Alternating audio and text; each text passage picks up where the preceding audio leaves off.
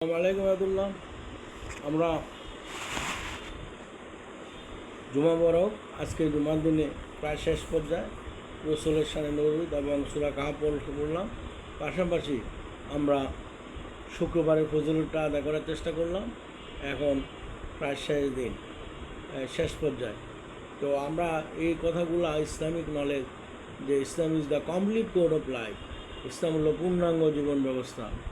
আমাদের প্রফেট মুহাম্মদ সাল্লাল্লাহু আলাইহি ওয়াসাল্লাম আমাদের গাইড, আর Quran, holy Quran is the solution of all problems. সুতরাং আমরা আমাদের রসুল এবং যে কোরআনের বাণী, এগুলো আমাদেরকে ফলো করতে হবে অ্যাজ এ মুসলিম হিসাবে। কেন যে আমাদের নবী যখন শাসক ছিলেন মদিনার, তখন উনি সবসময় ওই ন্যায়ের ভিত্তিতে, ইনসাফের ভিত্তিতে দেশ পরিচালনা করতেন। সেজন্য আমরাও চেষ্টা করছি যে আমি একটা মসজিদের সাথে পরিচালনা কমিটির সাথে জড়িত, সেখানে কিছু শেয়ার করি, যে কিছু ইসলামিক নলেজ, কিছু সূরা বাংলা তর্জমা, অথবা কিছু হজের যে আমরা যে আমি হজ করে আসলাম 2023-এ, এটার কোন কোন জায়গায় দোয়া কবুল হয়, জায়গাগুলোর নাম, এবং এই বিভিন্ন ইসলাম রিলেটেড কিছু এগুলা আমি শেয়ার করি। কিন্তু সে জায়গাও কিছু কিছু মুসল্লি যারা বলতেছে এই শেয়ারগুলো করেন না, কেন? যে ওনারা এটা পছন্দ করতেছে না। এই জিনিসগুলো আসলে আমাদের যে 24-এর মুভমেন্টে আমরা শিখেছি কি, যে আমরা আমাদের কথাগুলো বলানো তবে রাইট, গণতান্ত্রিক অধিকার সবাই থাকবে, যে সবাই যাতে তার মেধাকে বিকশিত করার জন্য সে কথা বলার সুযোগ পায় এবং সেটা শেয়ার করে। এখানে তো ইসলাম রিলেটেড কথা, শিক্ষামূলক যদি কেউ না ভালো না লাগে সে পড়বে না, কিন্তু ভালো লাগলে যার ভালো লাগলে সে পড়লো। এখানে তো কাউকে ফোর্স করা হচ্ছে না। কিন্তু সেক্ষেত্রে আবার অবজেকশন আসতেছে, ভাই আমাকে ভালো লাগে না, এই গজগুলো দিয়েন না, ওনাকে খতিবের চাকরি দেওয়া হোক, ওনাকে এই বিভিন্ন ধরনের টিচ করা হচ্ছে। আসলে জিনিসগুলো আমার কাছে কেমন মনে হইতেছে, যে আমরা যে আন্দোলন 24-এর 17-20 বছর পরে যে আন্দোলন আমাদের যুব সমাজ দেখিয়েছে, ছাত্র সমাজ এবং জনতার শো, যে না, যে সবাই কথা বলার গণতান্ত্রিক অধিকার থাকতে হবে।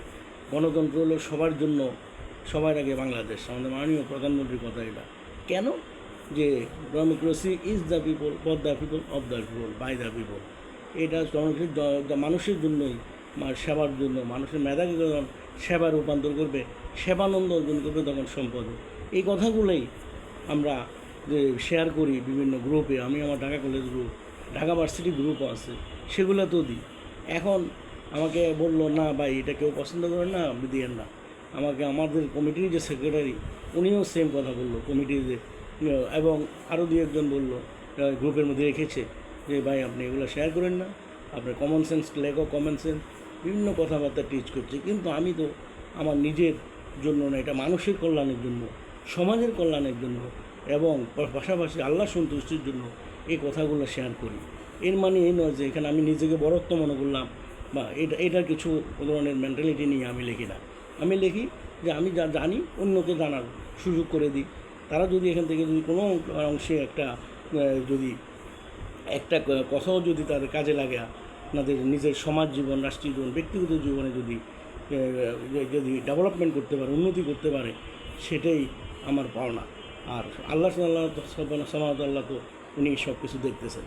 সুতরাং আমি মনে করি এই জিনিসটা মানুষের ভুলের যে এটা মানে আগের যে 24 থেকে আমাদেরও শিক্ষা নেওয়া উচিত।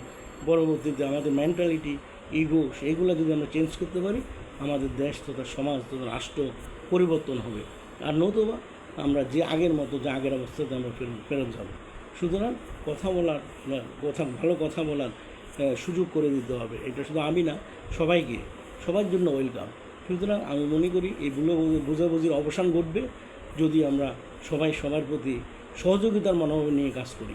যদি সহযোগিতার মেন্টালিটি না করি, যে না উনি ইসলামী কথাগুলো বলতে পারবে না, অথবা ভালো কথা, শিক্ষামূলক কথা বলতে পারবে না, গ্রুপে শেয়ার করতে পারবে না, তাহলে তো এটাকে একজনকে প্রতিহত রেস্ট্রিক্ট করে দেওয়া, মানে তাকে প্রহিবিটেড করে দেওয়া, নিষিদ্ধ করে, এটা আমার মনে হয় খুব একটা ভালো সিমটম না আর কি। তো সবাই সুস্বাস্থ্য সাফল্য কামনা করি, এবং শুক্রবারে সবাইকে আবারও জুমার মোবারক জানিয়ে এবং আমাদের রসুলের রোজা মোবারকে সালাম দিয়ে শেষ করছি। আসসালামু আলাইকুম ওয়া রাহমাতুল্লাহ। ধন্যবাদ, সবাই ভালো থাকবেন, সুস্থ থাকবেন। আসসালামু আলাইকুম রহমতুল্লাহ।